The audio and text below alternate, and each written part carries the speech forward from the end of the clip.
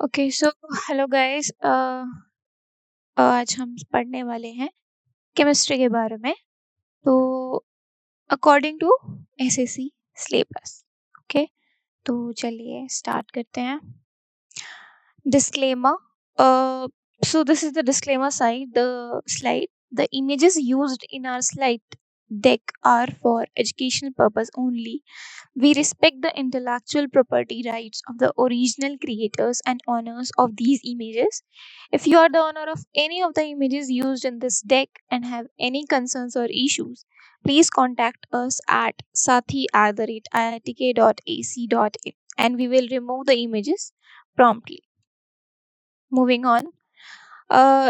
So this is the index जो आज हम जो भी टॉपिक्स पढ़ने वाले हैं तो उसका पूरा इंडेक्स ये यहाँ पे है। तो सबसे पहले हम क्या पढ़ेंगे, इंट्रोडक्शन टू केमिस्ट्री, जिसमें हम पढ़ेंगे कि केमिस्ट्री की कौन कौन सी ब्रांचेस होती हैं। Then we study about the atomic structure. In the atomic structure, we will study about atomic number and mass number, isotopes, isobars, and quantum numbers. Third topic, we will study about periodic table. In the periodic table, हम पढ़ेंगे metals, non-metals, metalloids, special groups के बारे में. ठीक है, तो चलिए देखते हैं. Introduction to chemistry. So, the basic definition for this is chemistry is the study of matter, its properties, composition, and the changes it undergoes. तो केमिस्ट्री मैटर की स्टडी को बोल सकते हैं. ठीक है, मैटर के बारे में आप उसकी प्रॉपर्टीज पढ़ रहे हो, उसका कंपोजिशन पढ़ रहे हो कि बेसिकली उसमें कौन से एटम्स प्रेजेंट हैं, कौन से एलिमेंट्स प्रेजेंट हैं, and the changes it undergoes, और हमारा जो मेटल है वो कौन कौन से चेंजेस कर सकता है ना, कौन कौन से अगर हम उसको किसी प्रोसेस में डालें तो क्या चेंज उस पर आ सकते हैं. तो ये सारी चीजें जब हम मैटर के बारे में पढ़ते हैं तो उसको केमिस्ट्री बोला जाता है. हिंदी की बात करें तो रसायन विज्ञान पदार्थ, उसके गुणों, संरचना और उसमें होने वाले परिवर्तनों का अध्ययन है. अब हम ब्रांचेस देखें तो इसमें ये सारी ब्रांचेस होती हैं. पहले आती है organic chemistry, study of carbon containing compounds. इसमें जो भी हमारे कंपाउंड्स होते हैं उन सब में कार्बन प्रेजेंट होता है. तो जो भी कंपाउंड्स हम ऑर्गेनिक केमिस्ट्री में पढ़ते हैं सब में कार्बन प्रेजेंट होता है, तो इनकी स्टडी को ही ऑर्गेनिक केमिस्ट्री हम बोलते हैं. Inorganic chemistry, study of inorganic compounds. इसमें हम इनऑर्गेनिक कंपाउंड्स के बारे में पढ़ते हैं.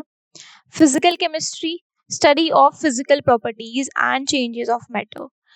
किसी भी मैटर की जो फिजिकल प्रॉपर्टीज होती हैं, वो कैसा दिखता है, वो कैसे टूट सकता है, वो कैसे किसी प्रोसेस में चेंज आ सकता है उसके ऊपर, तो उसकी जो भी फिजिकल प्रॉपर्टीज हैं उसके बारे में पढ़ना और क्या चेंजेस उसमें आ सकते हैं किसी भी मैटर के रिगार्डिंग, तो उसके बारे में जो स्टडी होती है उसको फिजिकल केमिस्ट्री बोलते हैं. इन तीनों के बारे में अगर हिंदी में बोले तो कार्बन युक्त यौगिकों का अध्ययन कार्बनिक रसायन कहलाता है. अकार्बनिक यौगिकों का अध्ययन अकार्बनिक रसायन विज्ञान कहलाता है. और पदार्थ के भौतिक गुणों और परिवर्तनों का अध्ययन भौतिक रसायन विज्ञान कहलाता है. बाकी दो जो हमारी ब्रांचेस है वो है एनालिटिकल केमिस्ट्री, जिसमें हम मटेरियल कंपोजिशन का एनालिसिस करते हैं. ठीक है, कि हमारा जो मटेरियल है उसके अंदर जो उसका कंपोजिशन है, मतलब कितने एलिमेंट्स हैं, कितने सेम टाइप के एटम है, कितने डिफरेंट टाइप के एटम्स हैं. ठीक है, तो कितने वॉल्यूम है उनकी, कितनी डेंसिटी है उनकी, कितने मास है उनका. तो इस टाइप की चीजें जब हम एनालिसिस करते हैं उस चीज का, मटेरियल के जो अंदर कंपोजिशन है उसका, तो उसको हम एनालिटिकल केमिस्ट्री बोलते हैं. लास्ट वन इज बायोकेमिस्ट्री, जिसमें हम chemical process with in living organism, living organism में होने वाले जो केमिकल प्रोसेसेस हैं उनके बारे में पढ़ते हैं, उसको बायोकेमिस्ट्री बोलते हैं. इन दोनों को अगर हिंदी में बात करें तो पदार्थ संरचना का विश्लेषण विश्लेषणात्मक रसायन विज्ञान कहलाता है, और जीवित जीवों के भीतर रासायनिक प्रक्रियाओं का अध्ययन जैव रसायन कहलाता है. एप्लीकेशंस क्या हैं केमिस्ट्री की? Medicine, agriculture, environmental science and industry. तो ये सारे फील्ड्स हैं जहाँ पर केमिस्ट्री को यूज किया जाता है, चिकित्सा, कृषि, पर्यावरण विज्ञान और उद्योग। आगे बढ़ते हैं। Atomic structure. तो atomic structure refers to the arrangement and behaviour of sub atomic particles within an atom.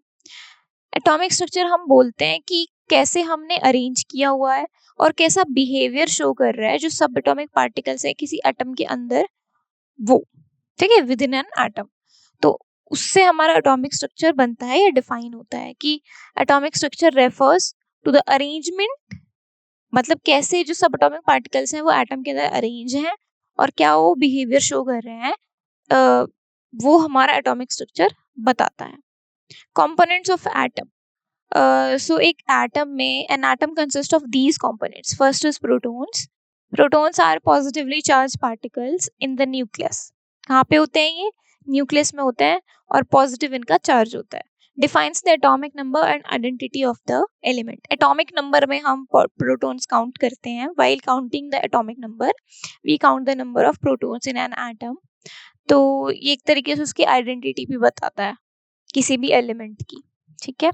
Hindi में बोले तो नाभिक में धनात्मक आवेशित कण तत्व की परमाणु संख्या और पहचान को परिभाषित करते हैं, उन्हें प्रोटॉन बोला जाता है।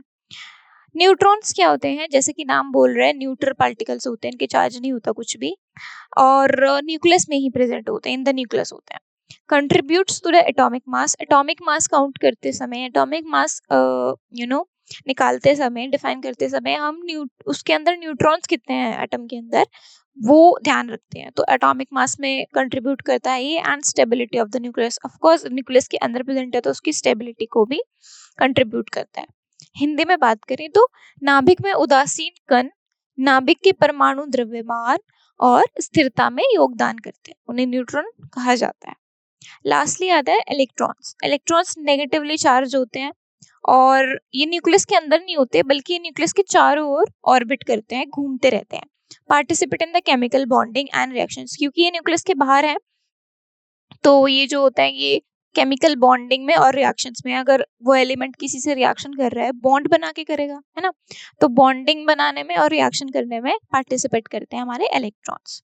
तो हिंदी में बोले तो नाभिक की परिक्रमा करने वाले ऋणात्मक आवेशित कण रासायनिक बंधन और प्रतिक्रियाओं में भाग लेते हैं, उन्हें इलेक्ट्रॉन कहा जाता है। और आप यहाँ पे एक इमेज भी देख सकते हो जो कि एक एटॉमिक स्ट्रक्चर की इमेज है, जिसमें ये जो न्यूक्लियस के अंदर हमारे प्रोटॉन्स और न्यूट्रॉन्स प्रेजेंट हैं एंड जो ये ऑर्बिट्स हैं, जिसमें ऑर्बिट कौन कर रहा है? न्यूक्लियस इलेक्ट्रॉन्स कर रहे हैं, ठीक है। ये ब्लू कलर जो डॉट आप देख रहे हो ये इलेक्ट्रॉन को रिप्रेजेंट कर रहे हैं and yellow colour dot proton and green colour dot neutrons. Protons और न्यूट्रॉन्स दोनों ही न्यूक्लियस के अंदर रहते हैं और जो न्यूक्लियस के चारों ओर ऑर्बिट रहती हैं, शेल्स रहती हैं, उसमें हमारे इलेक्ट्रॉन्स ऑर्बिट करते रहते हैं, घूमते रहते हैं, ठीक है। तो this is the structure of atomic, this is the structure of an atom, indicates like presenting protons, neutrons and electrons. Okay, चलिए आगे बढ़ते हैं।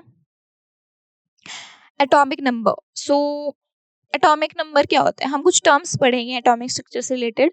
अभी हमने एटॉमिक नंबर का जिक्र पिछली स्लाइड में भी किया था। इसे Z से रिप्रेजेंट करते हैं और कितने हमारे न्यूक्लियस के अंदर प्रोटॉन्स प्रेजेंट है उससे डिफाइन होता है। जो भी प्रोटॉन्स न्यूक्लियस के अंदर होंगे वही हमारा एटॉमिक नंबर हो जाएगा उस एटम का या उस एलिमेंट का। मास नंबर क्या होता है? A से रिप्रेजेंट करते हैं मास नंबर को and sum of protons and neutrons. Nucleus के अंदर प्रोटॉन्स और न्यूट्रॉन्स कितने हैं उनको ऐड कर दो, जो भी नंबर आएगा वो मास नंबर होगा उस एलिमेंट का। ओके। आइसोटॉप्स क्या होता है? Atoms of same element with different number of neutrons. Same element है लेकिन न्यूट्रॉन्स अलग अलग है, ठीक है। अब न्यूट्रॉन्स कहाँ होते हैं? न्यूक्लियस के अंदर।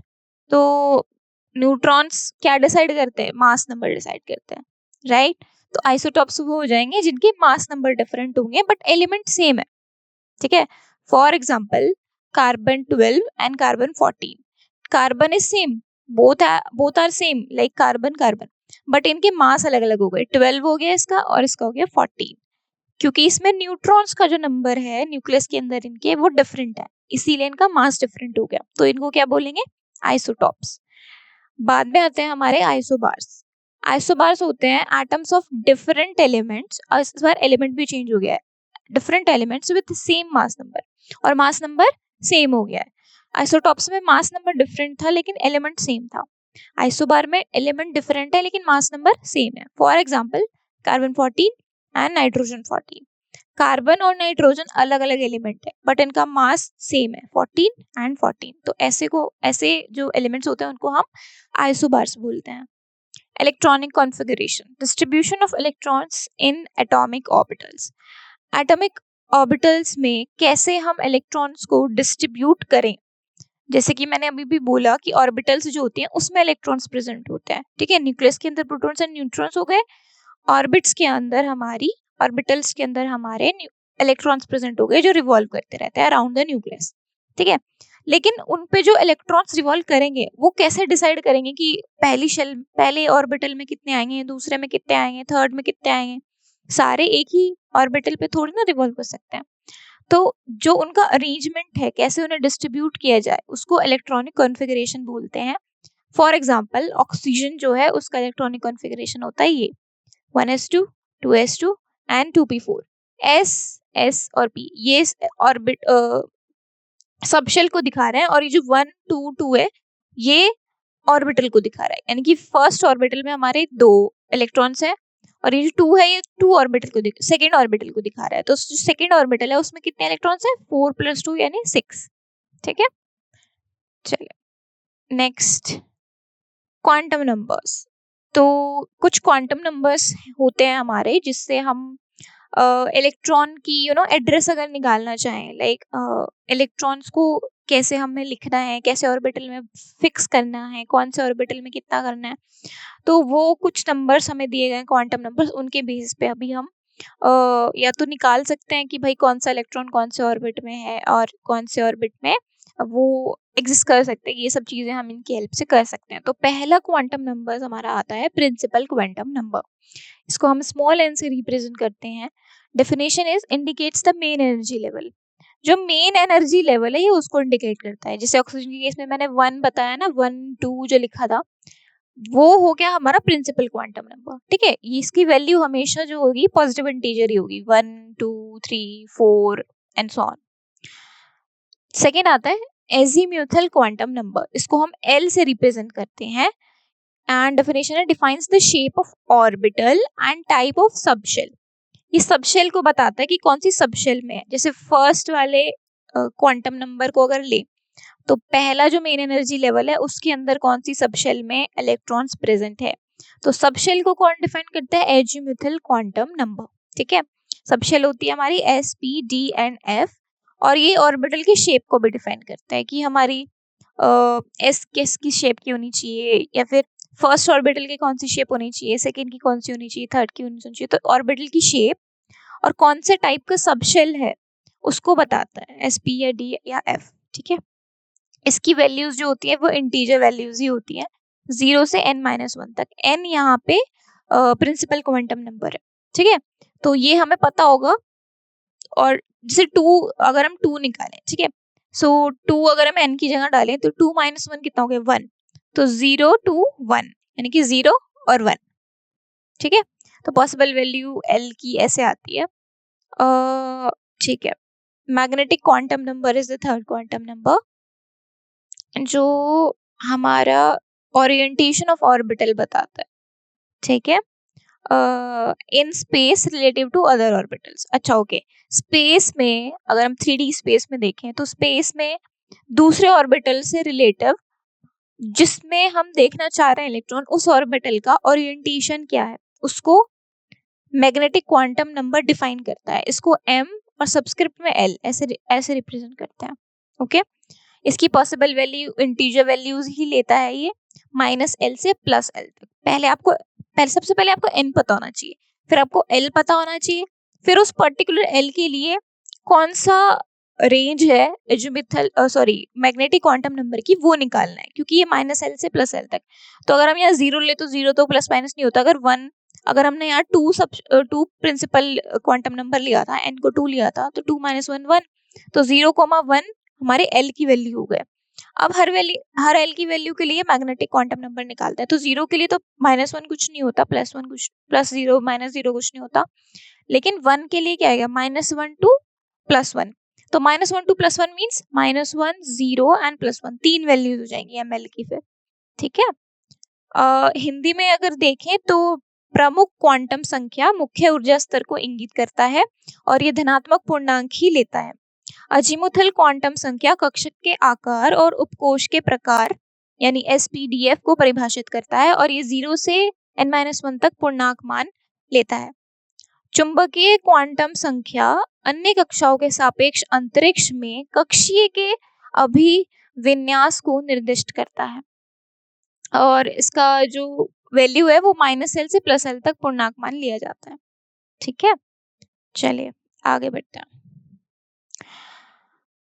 स्पिन क्वांटम नंबर हमारा नेक्स्ट क्वांटम नंबर है, जिसको हम m सबस्क्रिप्ट में s ऐसे रिप्रेजेंट करते हैं। इसकी डेफिनेशन होती है describes the intrinsic spin off electron with in an orbital. अब एक ऑर्बिटल में जो हमारे इलेक्ट्रॉन हैं उनका स्पिन क्या होता है उसको बताता है। इसकी वैल्यू बस 2 ही होती हैं, तो +1/2 या फिर -1/2। ठीक है, बेसिकली ये स्पिन को रिप्रेजेंट करता है। जब हम किसी ऑर्बिटल में इलेक्ट्रॉन्स को फिल करते हैं तो ऐसे करते हैं ना, ऐसे ऐसे। ठीक है, तो ये हो गया ऊपर का स्किन, तो ऊपर का स्पिन, इसको स्पिन बोलते हैं। तो इसकी वैल्यू होगी +1/2 और ये जो है नीचे है तो इसकी होगी -1/2। ठीक है, एक पॉली एक्सक्लूजन प्रिंसिपल है यहाँ पे जो हमें बताता है कि कैसे इलेक्ट्रॉन्स को हम ऑर्बिटल्स वगैरह में फिल करते हैं, रूल्स बेसिकली। तो इसकी डेफिनेशन है no two electrons in an atom can have same set of 4 quantum numbers. अगर एक एटम की बात करें तो 2 इलेक्ट्रॉन अगर हम उठाएं, एक इलेक्ट्रॉन के लिए किसी भी एटम में बहुत सारे इलेक्ट्रॉन्स होते हैं ना, तो कोई एक पर्टिकुलर इलेक्ट्रॉन अगर उस एटम में हम चूज करें, उस इलेक्ट्रॉन के लिए हर क्वांटम नंबर की वैल्यू अलग अलग होगी और कोई और इलेक्ट्रॉन अगर उस सेम एटम में चूज करें तो उसके लिए इन चारों क्वांटम नंबर की वैल्यू अलग अलग होगी। तो पॉली एक्सक्लूजन प्रिंसिपल हमें यही कहता है कि कोई भी 2 इलेक्ट्रॉन्स अगर हम लें किसी एक एटम से तो उनके ये जो 4 क्वांटम नंबर के सेट हैं ये सेम नहीं हो सकते। ठीक है, implication each orbital can hold a maximum of 2 electrons which must have opposite spin। और हमें पता है जो भी हमारी ऑर्बिटल्स हैं वो मैक्सिमम 2 इलेक्ट्रॉन्स ही कैरी कर सकती हैं, ले सकती हैं, होल्ड कर सकती हैं और उनका भी अपोजिट स्पिन होता है, सेम स्पिन में नहीं होता है। ठीक है, तो किसी परमाणु में किसी भी 2 इलेक्ट्रॉनों के पास 4 क्वांटम संख्याओं का एक समान समुच्चय नहीं हो सकता। प्रत्येक कक्षक अधिकतम 2 इलेक्ट्रॉन धारण कर सकता है जिनके स्पिन विपरीत होते हैं। नेक्स्ट रूल है हमारा हुन्स रूल। हुन्स रूल का क्या कहता है कि electrons will fill degenerate orbitals singly before pairing up. जो हमारा इलेक्ट्रॉन्स है ना वो पहले डीजेनरेट ऑर्बिटल्स में सिंगली भरे जाएंगे, पेयर बाद में होंगे। ठीक है, जब आप डिफरेंट ऑर्बिटल्स में या एनर्जी लेवल में जिसमें इक्वल एनर्जी है, ठीक है, इक्वल एनर्जी की बात कर रहे हैं हम, बॉक्स बनाते हैं ना जिससे हम कि ये होता है किसके लिए, पी के लिए। तो हर सबशेल का एक ऑर्बिटल, हर सबशेल का एक ये energy level, equal energy level के डीजेनरेट ऑर्बिटल्स होते हैं जिसमें हम इलेक्ट्रॉन्स को फिल करते हैं। तो वो कह रहे हैं कि इलेक्ट्रॉन को जब हम डीजेनरेट ऑर्बिटल में फिल करेंगे, इसमें जब फिल करते हैं तो सिंगल ही करते हैं पहले, फिर पेयर किया जाता है। तो पहले हर बॉक्स में सिंगल सिंगल इलेक्ट्रॉन जाएगा। ठीक है, पेयर अगर और इलेक्ट्रॉन्स भरने 3 के बाद और 4 भी भरने हैं इसमें, तब इसको फिर पेयरिंग करेंगे ऐसे ऐसे। और अपोजिट स्पिन तो होगा ही सबका, क्योंकि ये तो पॉली एक्सक्लूजन प्रिंसिपल में हमने पढ़ ही लिया था। ठीक है, इसकी इम्प्लीकेशन क्या है, electrons occupy each orbital in a subshell individually to minimize electron repulsion with the subshell। Electrons जो होते हैं वो उपकोष में प्रत्येक कक्षक पर व्यक्तिगत रूप से कब्जा करते हैं जिससे उपकोष के भीतर इलेक्ट्रॉन प्रतिकर्षण न्यूनतम हो जाए। ठीक है, तो ये हमारा इम्प्लीकेशन था और ये हमारा हुन्स रूल था। ये हमारे कुछ दो रूल थे जिसमें हमें बताया गया कि कैसे इलेक्ट्रॉन्स को फिल करना है हमारे सबशेल में या फिर हमारे डीजेनरेट ऑर्बिटल्स में इक्वल एनर्जी के। ठीक है, और हमने 4 क्वांटम नंबर भी पढ़ लिए हैं। आगे बढ़ते हैं। Periodic table. तो पीरियोडिक टेबल क्या होता है? Periodic table is a tabular arrangement of elements organized by increasing atomic number and recurring chemical properties. तो पीरियोडिक टेबल क्या है? बेसिकली आपने भी देखी होगी कि एक बॉक्स, ठीक है, तो टेबुलर अरेंजमेंट है, टेबल वाइज जिसमें अरेंज किए गए हैं एलिमेंट्स। कैसे? बाय इंक्रीजिंग एटॉमिक नंबर, उनके एटॉमिक नंबर के इंक्रीजिंग ऑर्डर में। जिसका सबसे कम है वो सबसे ऊपर आता है पीरियोडिक टेबल में, जिसका सबसे ज्यादा है वो नीचे आते हैं। एंड रिकरिंग केमिकल प्रॉपर्टीज, और जो सेम केमिकल प्रॉपर्टीज वाले एलिमेंट है उनको साथ में रखा गया है। ठीक है, तो इस बेसिस पे हमने पीरियोडिक टेबल को अरेंज किया हुआ है। हिंदी में बोले तो आवर्त सारणी तत्वों की एक सारणीबद्ध व्यवस्था है जो बढ़ते परमाणु क्रमांक और आवर्ती रासायनिक गुणों के आधार पर व्यवस्थित होती है। इसका स्ट्रक्चर कैसा है? स्ट्रक्चर में 2 चीज आती है मेन। सबसे पहले पीरियड्स एंड ग्रुप्स। पीरियड्स होते हैं हॉरिजॉन्टल रोज, ठीक है, मतलब straight rows. Elements in the same period have same number of electron shells. जो एलिमेंट्स हमारे सेम पीरियड में होते हैं उनका number of electron shell same होता है। ठीक है, सेम एलिमेंट के पीरियड, सेम पीरियड के एलिमेंट्स का same number of electron shells होता है। इलेक्ट्रॉन शेल्स मींस अगर जैसे हम लेफ्ट से राइट में अगर हम जा रहे हैं तो यहाँ पे जो हमारा एलिमेंट है और जो यहाँ पे एलिमेंट है उसमें जो प्राइमरी जो वो था ना क्वांटम नंबर था n, जो था n, इन दोनों का n सेम होगा। ठीक है, अगर इनमें n, इसमें n3 है तो इसमें भी n3 ही होगा। ठीक है, तो हॉरिजॉन्टल रोज होती हैं पीरियड्स, और सेम पीरियड में जो एलिमेंट्स होते हैं उनके same number of electronic shells होते हैं। ग्रुप्स की बात करें तो वर्टिकल कॉलम होते हैं, वर्टिकल कॉलम होते हैं ग्रुप्स, ठीक है, यानी ऐसे जाते हैं। Elements in same group have similar properties. जो सेम ग्रुप के एलिमेंट्स हैं उनकी प्रॉपर्टी सेम होती है। ठीक है, this is a point two remember, याद करने वाली चीज है। हिंदी में बोले तो आवृत क्षैतिज पंक्तियां होती हैं जो समान आवृत में तत्वों के इलेक्ट्रॉन कोशों की संख्या समान होती है। ठीक है, और समूह किसे कहते हैं? ऊर्ध्वाधर स्तंभ। एक ही समूह के तत्वों के गुण समान होते हैं। Metals, non metals and metalloids. ठीक है, तो सबसे पहला आता है मेटल्स, जो कि आप सभी को पता भी है और यहाँ पे लिखा भी है कि गुड कंडक्टर्स होते हैं और मेलिएबल होते हैं। For example iron. Non metal is a poor conductor of electricity और हीट। ब्रिटल होते हैं, एंड एग्जाम्पल सल्फर। मेटलॉइड्स जो है वो इंटरमीडिएट प्रॉपर्टी शो करते हैं। ठीक है, एक मिनट, ये ज्यादा हो गया इसमें। इंटरमीडिएट प्रॉपर्टी शो करते हैं। इंटरमीडिएट मींस मेटल की भी और नॉन मेटल की भी। For example silicon. ठीक है, हिंदी में बोले तो धातुएं अच्छे चालक आघातवर्धक होते हैं, आघातवर्धे होते हैं, एंड अधातुएं खराब चालक भंगुर होते हैं, और मेटलॉइड्स मध्यवर्ती गुण दिखाते हैं। ठीक है, जैसे कि सिलिकॉन। कुछ ट्रेंड्स, पीरियोडिक ट्रेंड्स, यानी कि पीरियोडिक टेबल में जो हम देखने को देख सकते हैं, मतलब पीरियोडिक टेबल में देखने को मिलते हैं। पहला है एटॉमिक रेडियस, तो डिक्रीजेस अक्रॉस अ पीरियड। अगर हम पीरियड में जाएं ऐसे तो एटॉमिक रेडियस डिक्रीज होता है। ठीक है, एटॉमिक रेडियस क्या होता है? एक एटम का रेडियस कितना है। इंक्रीजेस डाउन अ ग्रुप, और इंक्रीज करता है ग्रुप में। ग्रुप होता है ऐसे ऊपर से नीचे, है ना, तो ग्रुप में जाएंगे तो एटॉमिक रेडियस इंक्रीज होगा, पीरियड में जाएंगे तो एटॉमिक रेडियस डिक्रीज होगा। दूसरी चीज आती है electron negativity. Increases across a period, decreases down a group. अब अक्रॉस अ पीरियड देखेंगे ऐसे तो इंक्रीज करती है हमारी इलेक्ट्रोनेगेटिविटी, और अगर ग्रुप में देखेंगे ऐसे तो डिक्रीज करती है। ठीक है, इलेक्ट्रोनेगेटिविटी बेसिकली अगर हम डेफिनेशन की बात करें तो इलेक्ट्रोनेगेटिविटी होती है कि अक्रॉस अ पीरियड वो क्या करती है? इंक्रीज करती है, और डाउन अ ग्रुप वो डिक्रीज करती है। ठीक है, मतलब कि एक एटम में कितनी एनर्जी लगाएंगे कि वो एक इलेक्ट्रॉन को एब्जॉर्ब कर सकता है। ठीक है, उसे हम इलेक्ट्रोनेगेटिविटी बोलते हैं। तो अक्रॉस अ पीरियड वो इंक्रीज करेगी, ज़्यादा एनर्जी लगानी पड़ेगी हमें इलेक्ट्रॉन एब्जॉर्ब कराने में एटम को, और डाउन अ ग्रुप वो डिक्रीज करेगी, हमें कम एनर्जी लगानी पड़ेगी डाउन अ ग्रुप किसी भी इलेक्ट्रॉन को बाहर निकालने में या ऐड करने में। ठीक है, हिंदी में बोले तो एटॉमिक रेडियस यानी परमाणु त्रिज्या आवृत में घटती है, समूह में नीचे जाने पर बढ़ती है, और विद्युत ऋणात्मकता आवृत में बढ़ती है, समूह में नीचे जाने पर घटती है। तो ये हो गए हमारे पीरियोडिक टेबल की कुछ इंपॉर्टेंट पॉइंट्स। चलिए आगे बढ़ते हैं। Special groups. अब इसी पीरियोडिक टेबल में कुछ ग्रुप्स दिए गए हैं हमें जो कि स्पेशल है, मतलब क्योंकि उनका नाम है, तो देख लेते हैं। पहला आता है एल्कलाई मेटल्स। जो ग्रुप 1 के जो एलिमेंट्स हैं उनको हम एल्कलाई मेटल्स बोलते हैं।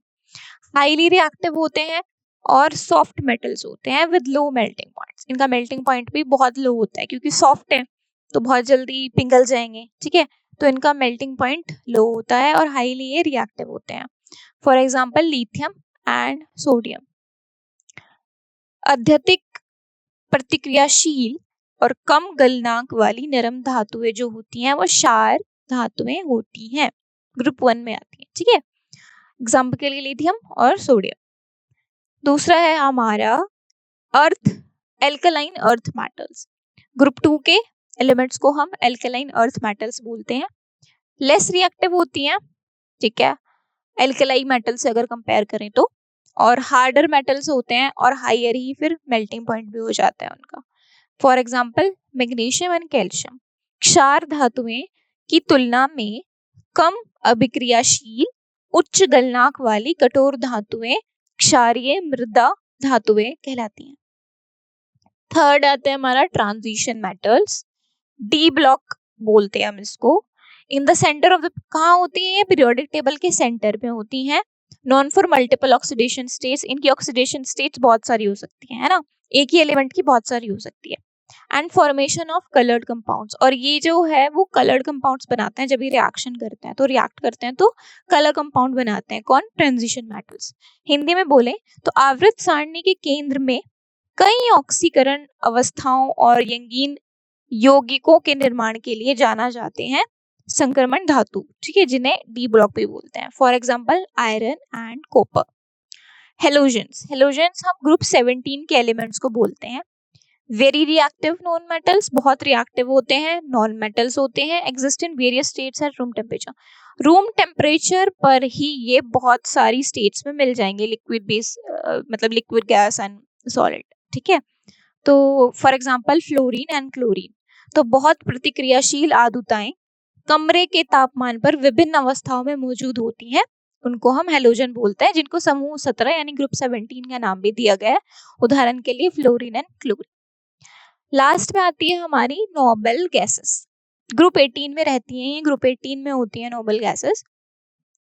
इनर्ट गैसेस होती हैं। इनर्ट क्यों बोल रहे हैं, क्योंकि रिएक्ट नहीं करती किसी से जल्दी से। विद फुल वैलेंस शेल्स, और इनकी जो वैलेंस शेल है वो फुल रहती है, मतलब जो आउटर मोस्ट शेल है, वैलेंस शेल मतलब जो सबसे बाहर की शेल है जिसमें इलेक्ट्रॉन्स घूम रहे हैं, वो फुल रहती है, उसमें और इलेक्ट्रॉन्स ना ऐड हो सकते ना वो खुद के इलेक्ट्रॉन देना चाहेंगे, क्योंकि वो फुल है तो स्टेबल है, इसीलिए इनकी लो रिएक्टिविटी होती है, क्योंकि मतलब उन्हें नहीं चाहिए इलेक्ट्रॉन, बिकॉज उनके पास फुल वैलेंस शेल है और वो इनर्ट हो गई हैं, वो अब रिएक्टिविटी नहीं शो करेंगे, क्योंकि जो उनका आउटर मोस्ट शेल है उसमें स्टेबल इलेक्ट्रॉनिक कॉन्फ़िगरेशन उनकी हो गई है।